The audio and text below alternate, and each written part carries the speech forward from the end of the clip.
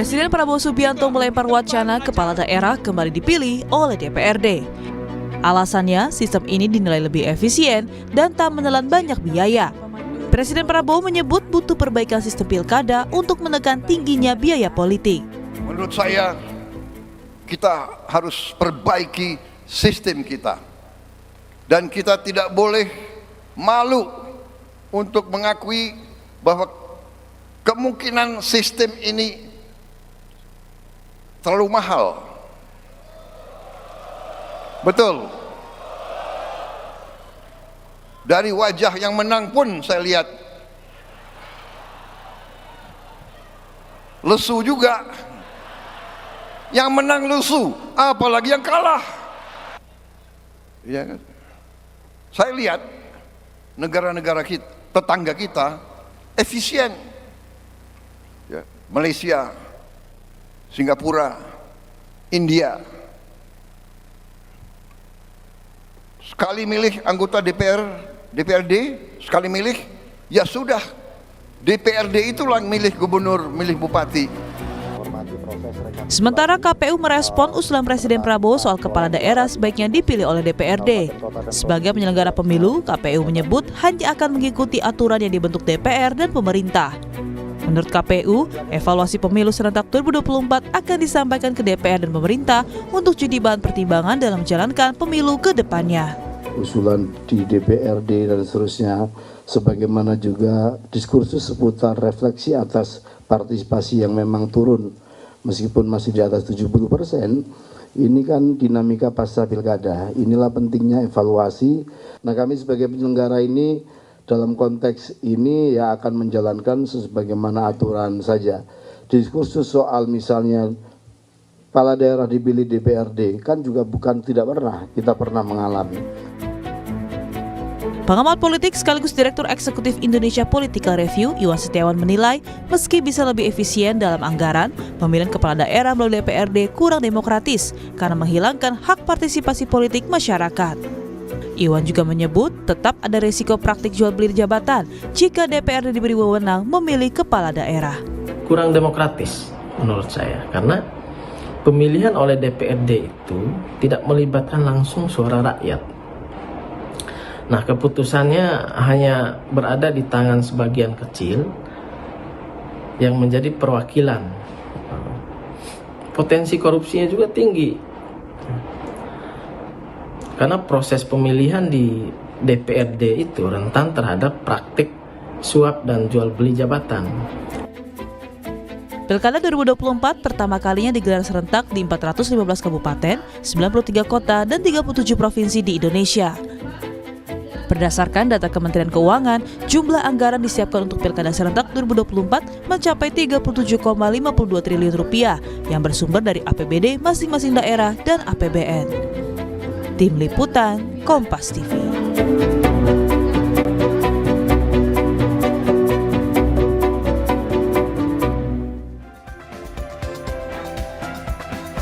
Saudara, wacana perubahan sistem pemilihan kepala daerah dari pemilu langsung ke pemilihan oleh Dewan Perwakilan Rakyat Daerah atau DPRD yang diusulkan Presiden Prabowo Subianto memunculkan beragam tanggapan. Tepatkah wacana ini jika direalisasikan untuk pemilu ke depannya? Akankah bisa menekan mahalnya biaya politik atau justru sebagai bentuk kemunduran demokrasi? Akan kami bahas dengan sejumlah narasumber yang hadir di studio. Ada pakar hukum tata negara Prof. Juanda. Prof. Juanda, selamat pagi. Pagi, Assalamualaikum. Waalaikumsalam, Prof. Dan juga melalui sambungan Zoom bersama kita ada juru bicara Partai Gerindra, Andre Rosiade. Selamat pagi, Bang Andre. Oke, masih menunggu kehadiran Bang Andre melalui sambungan Zoom. Juga Ketua DPP PDIP, Jarod Saiful Hidayat. Selamat pagi, Pak Jarod. Selamat pagi. Assalamualaikum, Pak. Waalaikumsalam. Selamat pagi, Bapak-Bapak. Ini diskusinya terkait polemik Presiden usulkan kepala daerah dipilih oleh DPRD nih, Prof. Tapi sebenarnya pertanyaan pertama langsung harusnya ke Bang Andre. Cuman karena Bang Andre masih belum hadir, saya ke Pak Jarod. Pak Jarod, kalau kata Ketua DPP, rekan Anda, Pak Ganjar Pranowo, ojo ke susu katanya. Jangan terburu-buru, harus ada evaluasi terkait polemik atau usulan ini. Ini sebenarnya ojo ke susu ini, jangan terburu-buru ini, sikap PDIP setuju tapi masih perlu pertimbangan atau menolak sama sekali? Ya, baik. Mario, Prof. Sekarang partai lagi melakukan kajian secara mendalam Ya. terhadap wacana Ya. yang disampaikan oleh Presiden Prabowo Subianto Ya. terkait dengan pemilihan kepala daerah melalui DPRD. Kami mempunyai badan yang namanya Badan Riset dan Analisis Kebijakan yang sekarang sudah 1 bulan yang lalu untuk melakukan kajian secara mendalam. Karena memang di dalam melakukan kajian ini kita tidak bisa gerusa-gerusu ya, tidak boleh terburu-buru karena ini menyangkut ya masa depan rakyat di daerah, masa depan bangsa Indonesia ke depan. Kita juga melihat bahwa sistem demokrasi kita itu memang harus kita evaluasi secara menyeluruh. Berbagai macam kelemahan-kelemahan yang kemarin terjadi, mulai dari pemilu 2024, pileg dan pilpres, dilanjutkan dalam beberapa bulan kemudian, 10 bulan kemudian ada pilkada secara serentak. Dan ini satu proses politik yang sangat mahal, berbiaya yang sangat mahal, membutuhkan waktu, tenaga, dan kemudian juga memunculkan berbagai macam dinamika di lapangan. Maka ini perlu dievaluasi secara mendalam. Berarti Pak Kita juga Jarod, pernah posisi melakukan- PDIP saat ini berada di tengah ya, tidak menolak secara langsung tapi juga tidak menyetujui, harus ada evaluasi mendalam ya, terutama terkait dengan Ya. pembiayaan politik yang mahal itu Pak Jarod. Oh ya, masalah biaya politik yang mahal itu kan sebetulnya Mario itu kan relatif ya. Mahal itu berapa, tidak mahal itu berapa. Ya. Tapi kan bukan itu tujuannya. Di dalam pilkada tujuannya adalah satu proses demokrasi, kita bisa menghasilkan pemimpin yang benar-benar punya integritas, punya kapasitas, dan sebagai teladan untuk bisa mewujudkan keadilan sosial bagi seluruh rakyat Indonesia. Bukankah sistem demokrasi kita itu harus berlandaskan kepada ideologi Pancasila? Betul. Ya, di dalam ideologi Pancasila itu jelas, sila keempat dan sila kelima, bahwa dasar demokrasi kita, terutama dalam pilkada, adalah dasar demokrasi yang bermusyawarah melalui sistem perwakilan untuk mewujudkan keadilan sosial bagi seluruh rakyat Indonesia. Jadi bagi PD Perjuangan, pilkada itu adalah satu proses ya, sebagai satu sarana untuk menghasilkan seorang pemimpin yang mampu ya mewujudkan tujuan Indonesia merdeka, Ya. khususnya sila kelima dari Pancasila. Oleh sebab itu, mahal tidaknya itu relatif. Ya. Oleh karena itu, kita juga prihatin kemarin di dalam pilkada itu kenapa kok mahal? Karena ternyata kita tidak bisa menyalahkan rakyat. Kita sendiri harus introspeksi. Pemerintah selama ini kebijakannya adalah kebijakan yang sifatnya populis. Ya. Dan rakyat itu diajak atau dirayu untuk mendapatkan sesuatu. Misalnya dengan BLT, Oke. dengan bansos. Oke, Pak Jarod. Pilkada kemarin itu guyuran bansos luar biasa. Terutama pada kandidat-kandidat tertentu yang sudah didesain oleh ya rezim Ya, ya. sebelumnya. Oke. Ya, Oke. oleh Kipres misalnya begitu ya. Nah, ini luar biasa. Ini terjadi di Jawa Tengah misalkan, di Sumatera Utara, biayanya betul sangat mahal. Oke. Kenapa? Biayanya sangat mahal ya, Karena- Pak Jarod ya. Ya, Oke, Prof Juanda, ini menarik bahwa PDIP pada akhirnya dari kata Pak Jarod sendiri belum punya sikap yang pasti menolak atau tidak. Tapi sebenarnya kalau dari sisi aturan tata negaranya melihat bahwa pada akhirnya ini kita kembali ke sistem pilkada sebelumnya pada Orde Baru.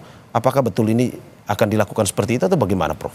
Ya, sesuai dengan porsi saya. Ya. Pertama, saya mau melihat dan mengingatkan kita kembali bahwa dalam bernegara ini kan ada sebuah aturan main, Ya. yaitu konstitusi ya, dan undang-undang, tentu asas-asas penyelenggaraan pemerintahan yang baik. 3 hal itu perlu kita ingat. Ya. Nah, dalam konteks konstitusi pasal 2 ayat 1 Ya. jelas mengatakan di situ kedaulatan rakyat ya itu dipegang oleh siapa? Oleh rakyat. Berdasarkan apa? Berdasarkan undang-undang dasar. Ya. Nah, kalau kita lihat undang-undang dasarnya di dalam pasal 18 jelas sudah mengatur tentang soal bagaimana mekanisme siapa yang berhak misalnya memilih. Tetapi di situ memang secara tersurat, tidak ditulis siapa, apakah DPRD atau rakyat. Oke, terminologi kata demokrasinya tidak di bias situ, berarti ya?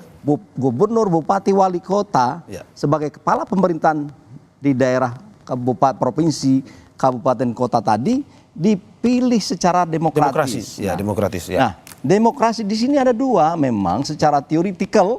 Pertama adalah bentuknya langsung, yang kedua adalah tidak langsung. Tidak langsung. Nah, persoalannya ya esensi yang kita ingin bahas, ingin kita ingatkan melalui konstitusi adalah ada kedaulatan rakyat di situ. Jangan lepas, jangan kita mencabut kedaulatan rakyat. Persoalannya apakah memang melalui DPRD itu adalah menggambarkan ada esensi kedaulatan rakyat atau tidak? Bisa saja itu seperti yang sebelum ini berdasarkan misalnya undang-undang 2248 dari sebelum kita reformasi itu ya itu semuanya DPRD ya, kemudian 2299 itu DPRD. Sejak 2004 itu mulai wacana itu muncul bahwa ternyata ya pemilihan yang dilakukan oleh DPRD itu juga banyak yang tidak jujur, banyak kelemahan-kelemahan. Oleh karena itu muncullah wacana sesuai dengan perubahan konstitusi kita, presiden dipilih langsung oleh rakyat, maka apakah kepala daerah tidak dipilih oleh rakyat? Namun persoalannya memang konstitusi itu dibuat oleh para politisi. Nah ini politisi yang belum negarawan mungkin. Nah, kenapa demikian? Karena dalam pasal 18 itu kenapa tidak connect dan tidak sejalan atau tidak konsisten dengan pasal 7, pasal 6 itu bahwa presiden dipilih oleh rakyat misalnya. Seharusnya kalau memang mau tegas misalnya bahwa bupati atau gubernur, bupati, wali kota dipilih oleh rakyat misalnya. Ini tidak. Tetapi ini digantungkan, diabstrakkan ini supaya memang inilah akibat dari menjadi bias, Prof. Bukan bias, memang inilah sebuah strategi politik supaya dinamika politik ini bisa berjalan nanti ketika kelihatannya ini cocok DPRD, kembali ke DPRD. Ini cocok. Nah, ini saya kira untuk dalam konteks prinsip membuat konstitusi tidak pas. Dan itu saya kira perlu dipikirkan kembali. Tapi secara tegas Prof, saya ingin pernyataan Anda, apakah betul jika misalkan melalui DPRD kita mengalami kemunduran demokrasi atau? Saya kira tidak demikian ya. Makanya saya katakan. Tidak demikian maksudnya? Ya, saya kira tidak. Kalau soal mundur tidak mundur ini begini ya. Saya ingin melihat dari kacamata yang lebih luas ya. Sebenarnya tidak dilarang ya untuk kepala daerah itu dipilih oleh DPRD. Tapi pertanyaannya apakah DPRD, mohon maaf kepada yang masih punya jiwa kenegarawan ya, kawan-kawan di DPRD itu bukan arti semuanya. Apakah sekarang ini bisa kita percaya dengan sebuah cerminan karakter pola yang ada di DPRD itu bisa dijadikan sebagai refleksi mewakili rakyat nantinya. Sebab saya juga sudah meneliti tentang ini ya, salah satunya di disertasi saya di Unpad dulu tahun 2004 ya, ternyata pemilihan kepala daerah itu waktu itu saya lihat ya, nggak tahu sekarang, tapi saya lihat masih juga tidak berubah ya, bahwa semakin berpikir transaksional baik itu di DPRD maupun di tempat lain. Nah ini yang saya khawatirkan ketika misalnya DPRD ini misalnya wacana ini adalah bergulir, tidak salah sebenarnya Pak Prabowo itu ya, tetapi perlu dievaluasi secara komprehensif oleh kita bersama. Apakah oleh akademisi, oleh pakar-pakar yang lain, praktisi dan sebagainya, termasuk politisi semuanya. Ini semuanya sebenarnya akibat dari saya harus mengatakan bahwa belum berfungsinya partai politik dalam mengembangkan fungsi dan tugasnya. Itu sebenarnya berarti dalam konteks ini harus kita lihat secara komprehensif bahwa kalau kita mau memikirkan dan membahas soal bagaimana pemilihan kepala daerah yang benar, kita juga harus menyerempet berpikir dan membahas soal bagaimana partai politik itu sendiri. Oke, Prof, saya ke Pak Jarod lagi. Pak Jarod, ini kata Prof Juanda, sistemnya ini tidak sebenarnya menunjukkan kemunduran demokrasi. Tapi dari PDIP sendiri bagaimana sebagai penjaga gawang demokrasi? Bagaimana melihat apakah ini ada kemunduran demokrasi jika kembali ke DPRD sebenarnya? kok maju mundur kita ya. Jadi begini tadi, betul Prof Juanda tadi, sebetulnya salah satu akar persoalannya adalah apakah kita mampu membangun ya partai politik yang sehat dan kuat. Karena ya partai politiklah yang sebetulnya ya menjadi pilar utama demokrasi, Betul. termasuk di dalam pilkada. Betul. Ini tantangan bagi partai politik untuk bisa melakukan proses kaderisasi pendidikan politik dan kemudian mempersiapkan calon-calon kepala daerah atau pemimpin yang tadi sampaikan sosok pemimpin yang betul-betul negarawan, Ya. yang bisa menjadi teladan, yang mampu mengemban amanat penderitaan rakyat dan mewujudkan kesejahteraan rakyat. Betul. Ingat bahwa demokrasi itu bukan tujuan, sistemnya demokrasi itu bukan tujuan, itu hanya alat, hanya sarana untuk mencapai satu tujuan. Tujuan tertingginya adalah tentang bagaimana kesejahteraan rakyat. Proses pilkada yang kita lakukan kemarin itu yang luar biasa banyaknya, luar biasa rumitnya, memang mengandung berbagai macam kelemahan. Tapi ujung-ujungnya juga bahwa partai politiklah yang bertanggung jawab. Oleh sebab itu, PD Perjuangan itu berkomitmen ini mengundang para ahli tata negara, pakar-pakar tentang ilmu politik dan sebagainya untuk melakukan kajian secara mendalam. Ini bukan persoalan macam-macam, bukan persoalan main-main. Ini bukan hanya untuk kepentingan partai politik saja, bukan hanya untuk kepentingan PD Perjuangan saja, tapi ini untuk kepentingan seluruh ya, rakyat Indonesia. Makanya kita tidak boleh kemudian gerusa-gerusu ya, cepat-cepat untuk mengambil keputusan atau kesimpulan bahwa ya harus melalui DPRD. Oh, bukan begitu.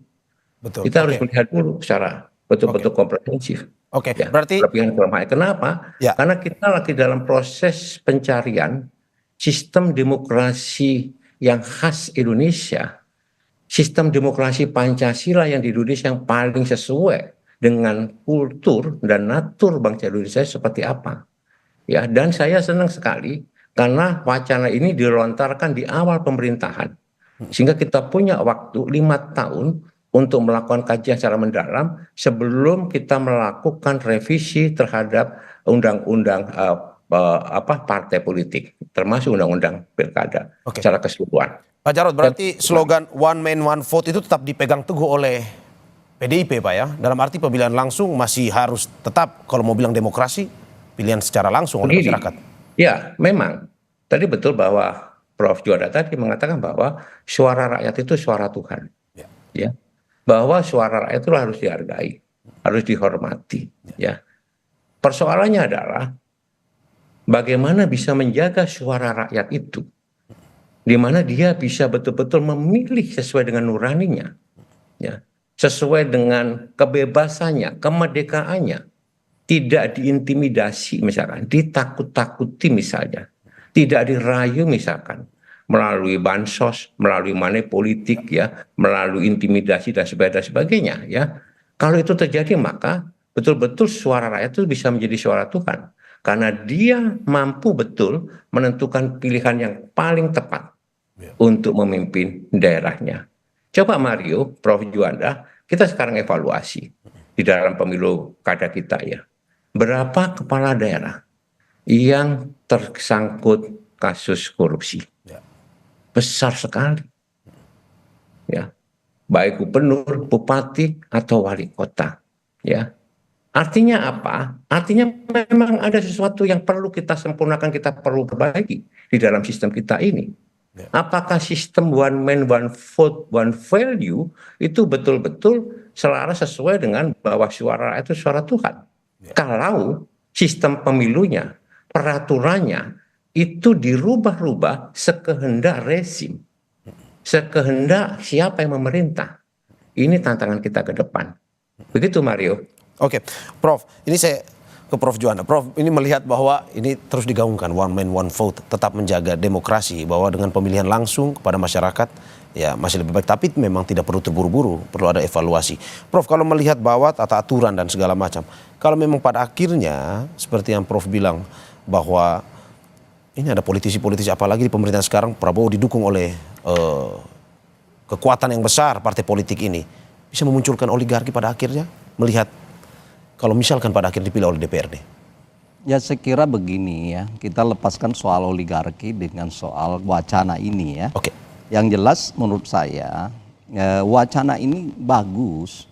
Apakah itu sebagai warning untuk mengevaluasi ya sistem pemilu langsung dengan berbagai instrumen-instrumen, tentu perangkat hukumnya dievaluasi kembali dalam konteks misalnya penguatan penguasaan atau supaya efisiensi dari segi anggaran. Saya setuju itu ya, apa yang diwacanakan, tetapi dengan catatan tidak mencabut prinsip kedaulatan rakyat, dan itu bukan saya yang bicara secara pribadi, tetapi itu kan konstitusi yang ngomong ya, pasal 2 ayat 1. Kita harus ingat itu, siapa yang membuat konstitusi itu? Ya MPR. Nah, MPR itu adalah sebagai yang mewakili rakyat ya dalam konteks merumuskan konstitusi kita. Nah, apakah kita itu mau melanggar prinsip itu misalnya? Oleh karena itu, menurut saya dengan wacana ini mari kita evaluasi secara komprehensif, mengajak para pakar, praktisi, termasuk melibatkan rakyat, termasuk melibatkan para DPD tentunya, DPD sebagai wakil ya dari daerah-daerah. Ini jangan sampai kita lupa DPD ini. Nah, oleh karena itu saya kira nanti ketika ini misalnya sudah memang mengkerucut untuk mengambil keputusan misalnya, itu walaupun memang panjang dan berliku ya, tapi ini mekanisme harus kita lakukan, tidak hanya berdasarkan ya pikiran dan kepentingan partai politik saja. Saya ingatkan, ini yang berdaulat ini rakyat. Ikut sertakan ya rakyat. Bagaimana mengikut serta rakyat? Banyak pola ya, apakah melalui referendum misalnya, walaupun memang itu jarang dikenal di Indonesia, tapi secara konstitusi, secara teori konstitusi, dalam hukum tata negara itu dibenarkan dalam kerangka bagaimana untuk melihat apakah rakyat ini setuju atau tidak. Misalnya itu pun dilakukan karena apa? Mungkin saja partai politik kita belum bisa menjamin untuk merepresentasi, memperjuangkan aspirasi rakyat. Ini problemnya.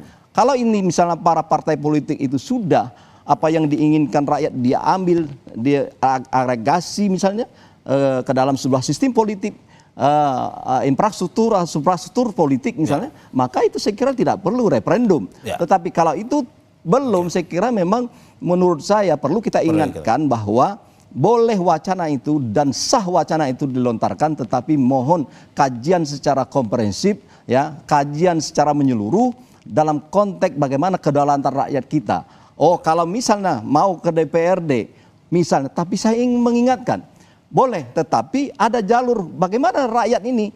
Nah, makanya saya berpikir agak sedikit jalan tengah. Misalnya seandainya para politisi kita ingin ke DPRD benar, tidak terbendung karena mereka yang membuat undang-undang, kita rakyat tidak mampu untuk mencegah nanti. Paling-paling di Mahkamah Konstitusi kita akan lakukan koreksi toh.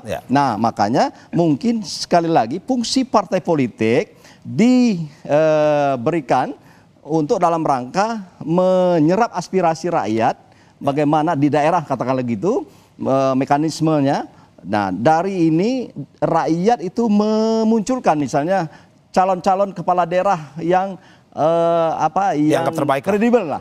Ya. Nah, sehingga dari sini benar-benar partai politik menyerap, jangan lagi ada manipulasi aspirasi rakyat di sini. Nah, itu dibawa misalnya ke DPRD, bisa jadi dalam kerangka menuju kepada soal pemilihan kepala DPRD oleh kepala daerah oleh DPRD, tetapi ya rakyat juga terlibat misalnya. Itu saya kira. Prof. Ini saya Pak Jarod terkait dengan benarkah sebenarnya pertanyaan ke Prof. Juanda tadi, apakah betul ini merupakan sebuah solusi bagi pilkada yang mahal, ataukah sebenarnya terkait dengan oligarki? Tapi sebelum Pak Jarod menjawab, kita saksikan jeda yang akan lewat berikut.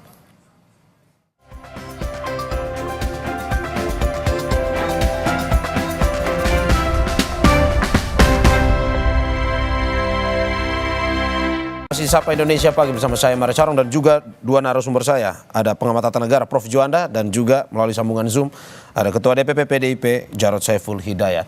Kita ke Pak Jarod lagi. Pak Jarod, ini melihat saat ini misalkan digaungkan, diwacanakan terkait dengan pemilihan melalui DPRD. Di saat Presiden Prabowo sendiri didukung oleh belasan partai, kekuatan yang besar misalkan. Dalam arti bahwa apakah memang cocok untuk diaplikasikan saat ini, wacana itu disetujui saat ini atau bagaimana menurut Anda? Iya, oleh karena itu kan tadi disampaikan, saya sampaikan perlu kajian secara mendalam dan komprehensif. Misalkan terkait dengan indeks demokrasi di masing-masing wilayah. Kalau ini langsung diberlakukan, ya seperti Jakarta kemarin misalnya, PD Perjuangan sendiri loh, diusung oleh partai yang punya seat itu hanya PD Perjuangan, didukung oleh beberapa partai yang non seat ya, dikeroyok ya oleh oligarki ya yang disebut dengan Kimples itu, ternyata menang kita. Artinya suara rakyat memang menghendaki Mas Pram dan Bang Dul untuk bisa memimpin DKI Jakarta. Ini menandakan benar bahwa kedaulatan itu ada di tangan rakyat. Dan rakyat Jakarta sudah cerdas. Rakyat Jakarta sudah tidak bisa diintimidasi, ya, tidak bisa ditakut-takutin, gitu ya. Penyelenggara juga begitu karena pengawasannya juga sangat ketat di Jakarta. Jakarta berarti kalau menurut hemat saya indeks demokrasinya tinggi. Ini perlu tetap ya dipilih melalui kedaulatan rakyat. Berarti kalau PDIP kan merasa daerah-daerah yang mungkin masih belum sih. Pak Jarod, PDIP merasa lebih dikeroyok lagi dong kalau misalkan pilkada dari DPRD. Oh iya. Kalau misalkan ini melalui DPRD gitu ya, ini bisa-bisa PDI Perjuangan gitu yang selama ini ya pasti dikeroyok. Kenapa? Ya, karena kita tetap ketika ya menentukan pilihan ya mengajukan pilihan, mengajukan calon itu melalui proses yang sangat ketat. Betul. Dan mengacu kepada ideologi partai gitu ya.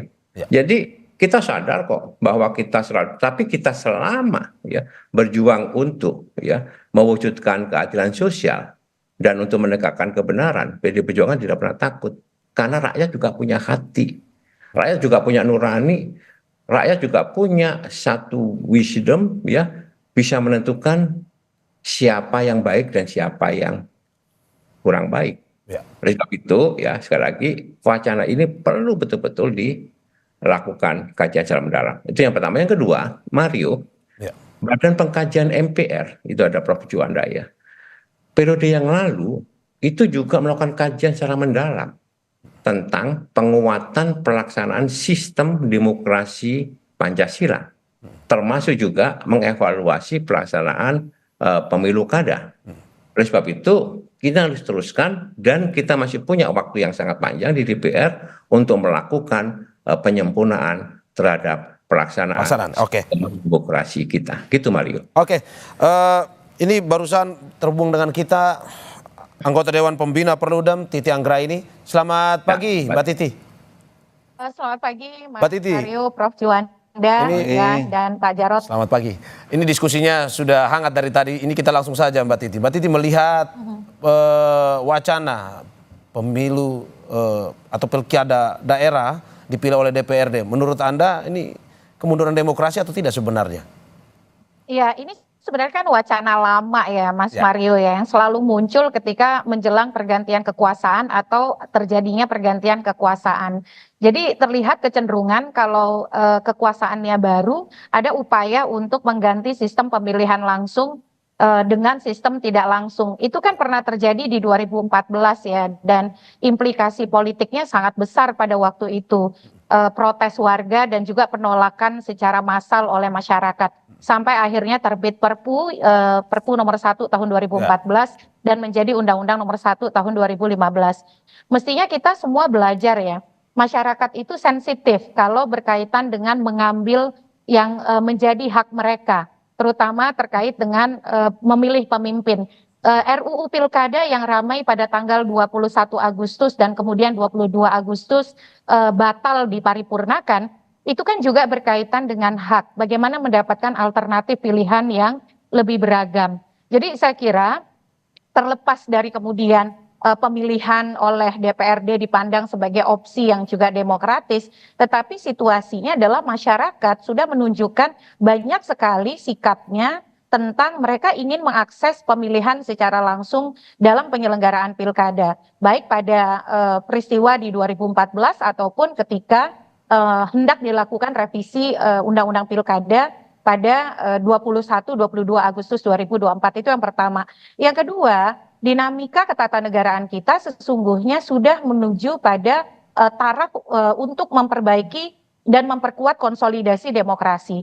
Ada putusan Mahkamah Konstitusi nomor 85 tahun 2022 ya, putusan yang terakhir di mana Mahkamah Konstitusi mengatakan bahwa pilkada adalah pemilu. Oleh karena itu yang perlu dilakukan bagaimana menyelenggarakan pilkada sesuai dengan asas luber, jurdil, dan juga diselenggarakan oleh penyelenggara pemilu yaitu KPU, Bawaslu, DKPP. Dan di sana Mahkamah Konstitusi melalui putusan 85 tahun 2022 itu menekankan tentang bagaimana kita menata agar pemilihan langsung ini betul-betul mengarah kepada demokrasi substansial.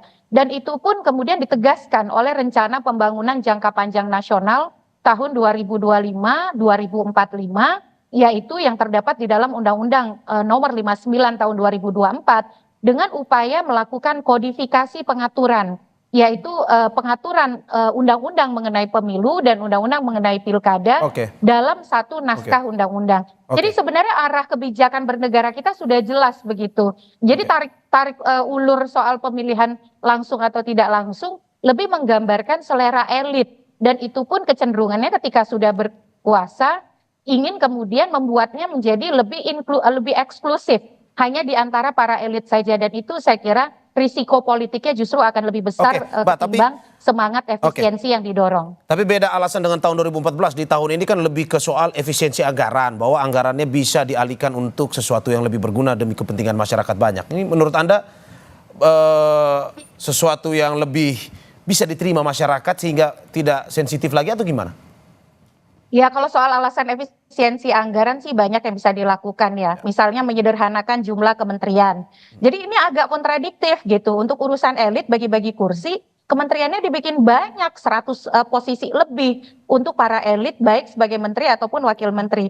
Tapi giliran mewadahi hak rakyat kok isunya jadi efisiensi begitu. Bayangin loh Mas Mario, untuk kementerian-kementerian baru itu soal nomenklatur dan penataan struktur organisasi saja setidaknya butuh 2 tahun sebagai penyesuaian anggaran. Belum lagi fasilitasi protokolernya dan lain sebagainya. Jadi kita ini agak pelit kalau sudah urusan rakyat, tetapi kemudian begitu bermurah hati kalau sudah urusan elit ya. Nah ini menjadi sesuatu catatan yang penting kita garis bawahi. Yang kedua adalah begini. Kalau kemudian pemilihannya oleh elit, bisa jadi mekanisme pemilihannya lebih murah, walaupun tidak menjamin tidak ada politik uang. Ingat loh, kenapa Bu Mega menerbitkan Undang-Undang 32 2004 tentang pemerintahan daerah yang mengintrodusir pemilihan langsung pertama kali ya, yang dilaksanakan kemudian 2005. Ya. Alasannya sama persis, karena ada politik uang dan juga sandera politik di dalam pemilihan oleh DPRD. Makanya ada DPRD yang disandera, dikurung oleh rakyat, dikepung oleh rakyat. Jadi ekses politiknya malah mahal. Karena kenapa? Karena kemudian ada distrust begitu ya antara keputusan elit dengan apa yang menjadi aspirasi masyarakat. Dan ujung-ujungnya harus keluar lagi uang untuk menangani ekses-ekses yang kemudian tidak dikehendaki tersebut. Jadi valuasi ekonominya jangan hanya dilihat dengan memfasilitasi hak rakyat, yang itu kedaulatan berada di tangan rakyat. Itu tidak boleh lupa. Kekuasaan itu bukan jatuh dari langit, bukan hadiah, tetapi diberikan karena adanya kontrak sosial, mandat dari rakyat. Itu yang juga harus dipahami ya, dan suara rakyat juga harus didengar. Mas Mario. Prof, ini melihat bahwa katanya pemilihan lewat DPRD ya juga sama saja, politik uang pun terjadi, transaksi politik uang pun terjadi. Dari pengamatan Anda seperti itu? Ya benar. Ya. Saya kira tepat itu. Makanya dalam konteks demokrasi ini ya bukan masalah DPRD atau tidak DPRD rakyat ya.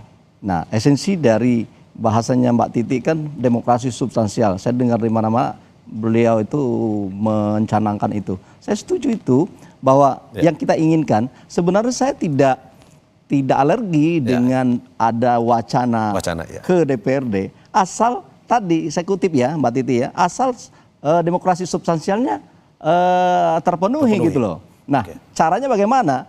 Nah, caranya tentu tetap melibatkan rakyat.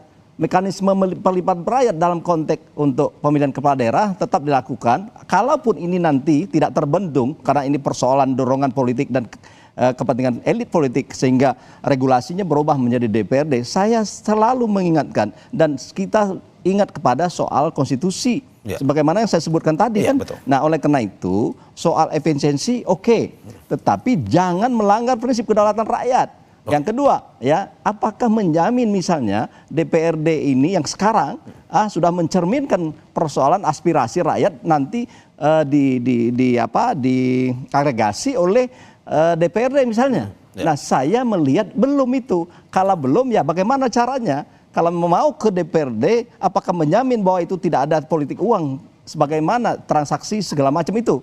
Kalau itu sudah misalnya DPRD ini sudah terisolir dan memang tidak lagi doyan dengan hal-hal seperti itu, saya kira tidak ada masalah ke DPRD.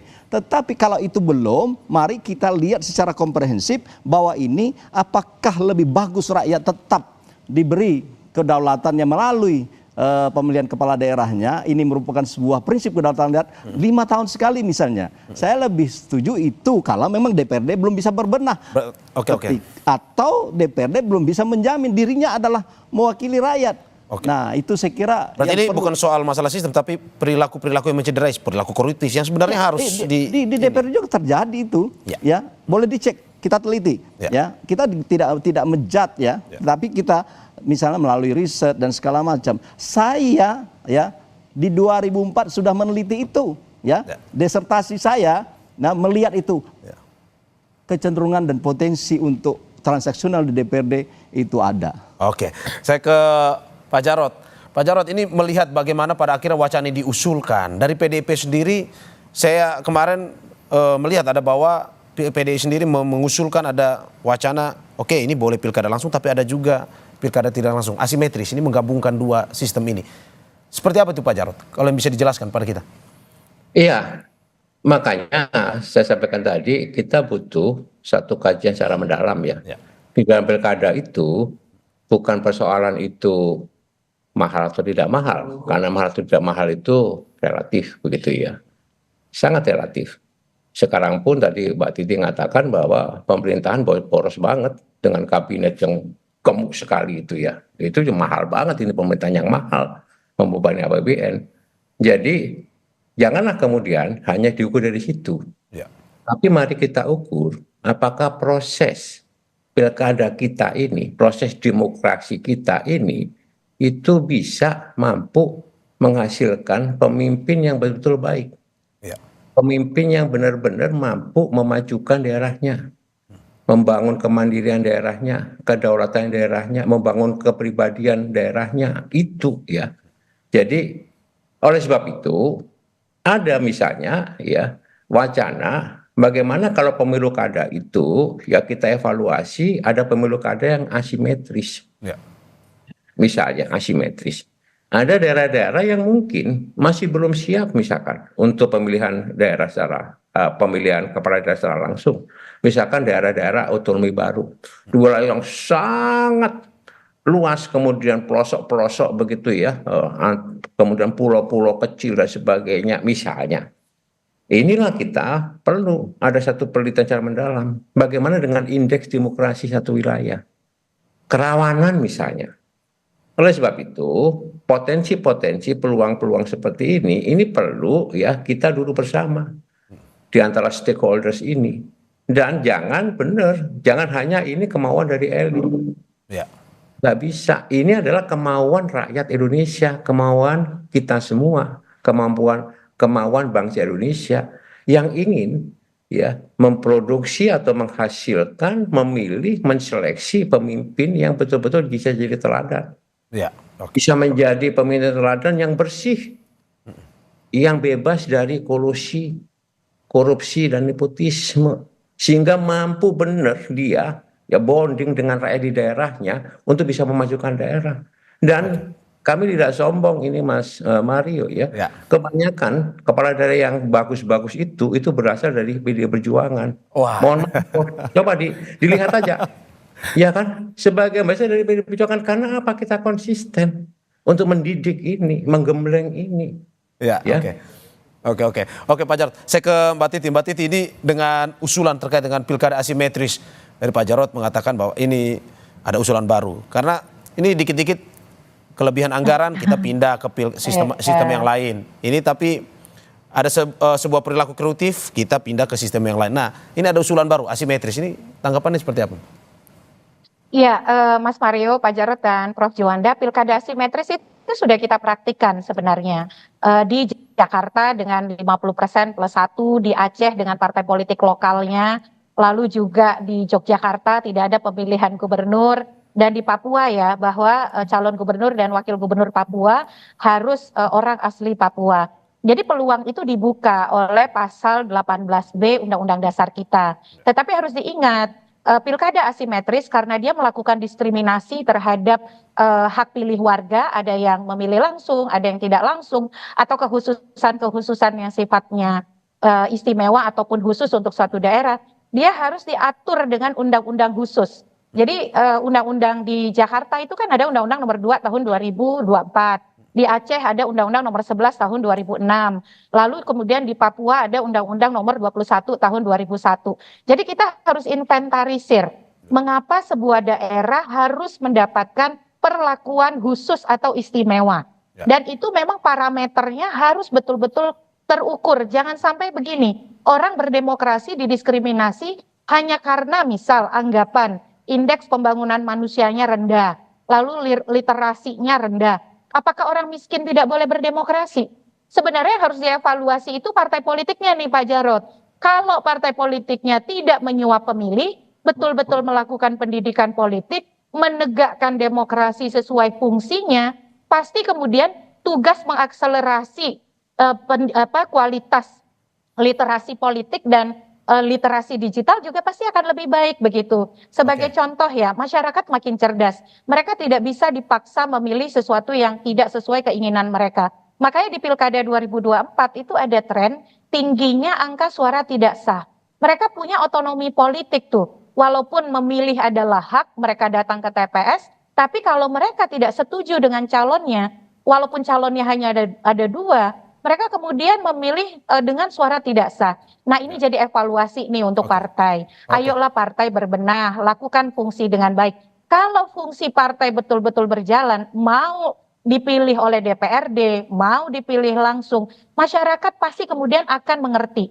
Nah bedanya sekarang antara maunya pemilih dengan maunya partai, sering antara langit dan bumi begitu ya. Kita perhatikan saja nih. Partai-partai yang berkoalisi besar, bahkan ada calon yang diusung 13 partai, ternyata tidak dipilih juga oleh pemilih. Artinya kan ada keterputusan aspirasi itu. Nah jadi itu yang menurut saya hulunya justru adalah pembenahan partai politik, demokratisasi partai politik dan juga praktik demokrasi internal di partai politik. Oke Mbak Titi, saya ke Prof. Juwanda, closing statement Prof. Ini melihat wacana masih terus digulirkan. Tapi kalau misalkan sedikit-sedikit pindah sistem, sedikit-sedikit ganti sistem, dan juga tadi ada usulan sistem asimetris yang digaungkan. Ini pada akhirnya dari ketatanegaraannya sendiri, apakah kita perlu pada akhirnya, karena kan tadi secara undang-undang dasar itu pemilihan gubernur, wakil gubernur dan kepala daerah itu dipilih secara demokratis. Ya. Apakah perlu kita ini dalam closing usulan ya? Ya. Pertama saya tegaskan lagi bahwa ya demokrasi itu kan ada 2, Ya. langsung tidak langsung. Ya. Berdasarkan pasal 18 ayat 4 yang sekarang berlaku, itu kan kata tidak ada langsung tidak langsung. Yang penting adalah demokrasi. Oke. Nah artinya itu DPRD melalui pemilihan DPRD itu sah. Rakyat itu sah. Prinsip kedaulatan rakyat itu terwakili. Nah pertanyaannya, apakah DPRD, wacana ini ke DPRD, apakah memang adalah mewakili rakyat, aspirasi rakyat, sebagaimana yang sebelumnya Mbak Titi sudah saya sampaikan juga soal berbenahnya fungsi partai politik misalnya. Nah, oleh karena itu ini semua harus kita evaluasi, kaji ulang secara mendasar. Nah, oleh karena itu saya kira yang penting adalah bagaimana ini akan supaya tadi terjawab pertanyaannya.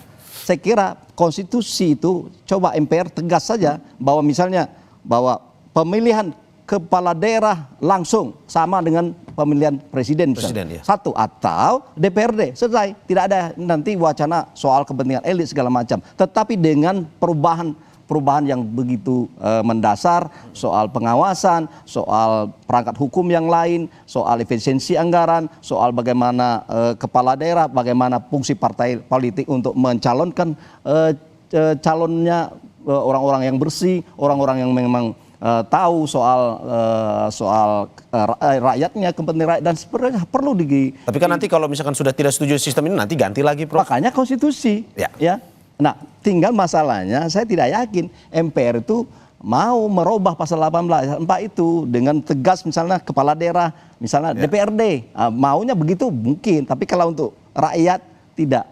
Saya kira adalah semua ini masih sah secara konstitusional, tetapi untuk supaya tidak mencederai kedaulatan rakyat perlu kita kaji nanti secara mendasar dan secara komprehensif. Oke, terima kasih pengamat tata negara Prof. Juanda atas apa yang disampaikan. Begitu juga yang tersambung dengan Zoom bersama kita ada Ketua DPP PDIP Jarod Saiful Hidayat dan juga anggota Dewan Pembina Perludem Titi Anggraini. Terima kasih Bapak Ibu atas waktunya pada diskusi hari ini. Sehat-sehat selalu.